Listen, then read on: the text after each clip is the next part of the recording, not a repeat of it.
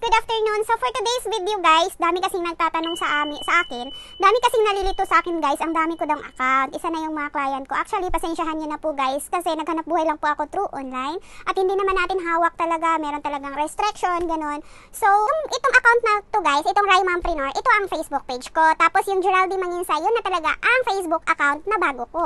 Tapos yung Rai Manginsa, yun talaga ang old account ko.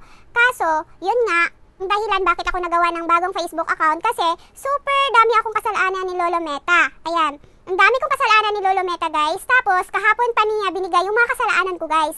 Hindi naman lahat ng profile is recommended niya, diba? So kahapon pinalabas niya sa profile dashboard ko na meron akong profile recommendation but not recommendable.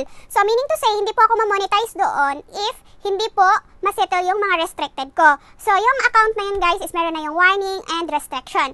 So kahapon kasi pinalabas ni Lola Meta na ito ang nangyari guys. Ito po ang pinalabas niya guys na profile recommendation but not recommendable. Ayan, ang napakasakit lang dito is grabe yung kasalanan ko kay Lola Meta. Profile violated our advertising policy. So dati kasi guys nagpa-advertise kasi ako sa sa ticketing ko. Nagpa-boost ako ng maraming client, maraming magtanong sa akin ganun. Tapos hindi ko siya na monitor at hindi ko siya nabayaran. So ingat kayo guys.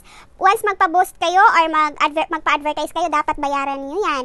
Or meron kayo, magtanong-tanong kayo, magtingin kayo ng mga video tutorial para aware kayo kung ano po ang dapat ninyong gagawin. Kasi pag hindi nyo po mababayaran guys, ang mangyayari is masame yan sa account ko. Ito, grabe yung violation ko guys kasi account restricted talaga siya.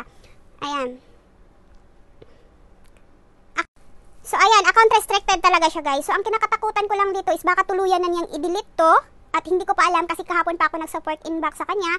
And looking forward pa din na maging okay to siya kasi lahat ng mga proof of transactions ko is nandito. Tapos yung page ko naman is nandito din. Parang nakalink na siya lahat. So mahirap po talaga kaya mag-pray pa din ako na sana maibalik to sa kahit hindi na lang ako kumikita dito, at least wala siyang violation. Kayo guys, ingat kayo sa mga advertising policy guys. Mag-advertise kayo tapos magbayad-bayad kayo. So, dapat pumasok kayo sa mga ganyan. Alam nyo po yung mga procedures at alam gagawin. Kasi mahirap na guys sa mga ganitong senaryo. Guys, so sa mga nagtataka po, worry kasi dito magpo-post pa din ako ng mga paninda na lang ang ipopost ko dito. Hindi na ako mag-upload ng mga ini-video dito. So maglipat na lang tayo dito sa Rai Mompreneur guys kung gusto niyo po ako matutukan sa hanap buhay ko everyday. Ayan. So ayan, so kung gusto niyo naman talaga ako subaybayan guys, dito na lang tayo sa Rai Mompreneur. Pero hindi ako nagpo-post dito ng paninda.